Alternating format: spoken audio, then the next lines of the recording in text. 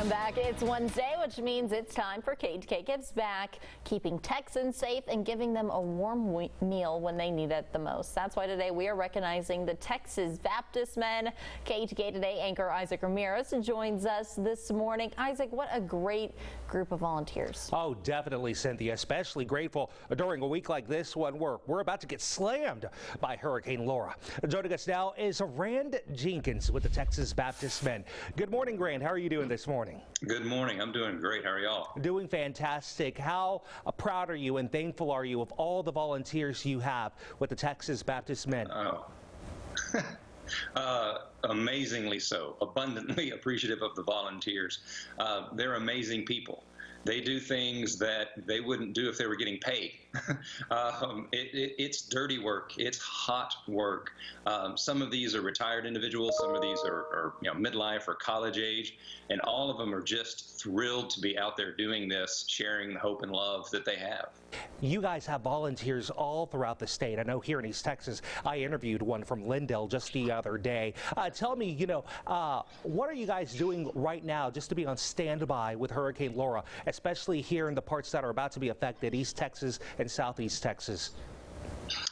Yes, it looks like it's going to get larger and larger as the day goes on, as y'all were reporting on. We've got people staging. Right now, every volunteer that we have is on standby, and we might actually deploy some tomorrow afternoon to go down and stage in Conroe area for some early feeding. But we've got chainsaw units on standby, feeding units on standby, and flood recovery on standby are the main ones right now. As y'all are talking about, we're expecting a big wind event. And then also as the rains come in and the storm surge, that's going to add a little bit more flooding to it. So more people are going to be needed. You know, Rand, some people might not really know what you guys are and what you guys do, especially during a time like this. So what can people expect for the Texas Baptist men to be doing?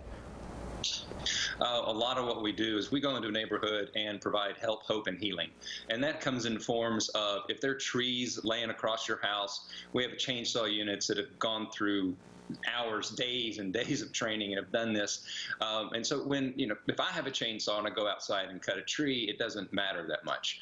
But when it's leaning on a house, physics change. So we don't want to make a situation worse. So we've gone through a lot of training on those. So we do chainsaw work for cutting trees off of houses. We come in and when somebody's house has been flooded, we come in and at 4 feet and below, we take out all the wet sheetrock, the flooring, and put that on the curb to help people start rebuilding their lives. And the feeding aspects, I mean, you might go a couple of days outside of your house, but I'm used to eating every day, and in the midst of a disaster, that doesn't change. So we have feeding units that go out that feed volunteers, they feed first responders, and in large events, we feed mass numbers of people, like after a hurricane. Rand, we are so grateful and blessed to have you guys, and thank y'all for everything that you guys do. We love doing it.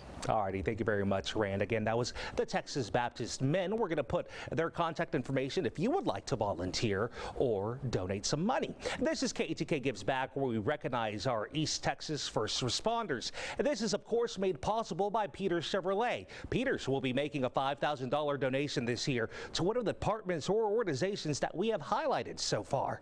I'm Isaac Ramirez, and we'll see y'all next week for another edition of KETK Gives Back. Back to you, Cynthia.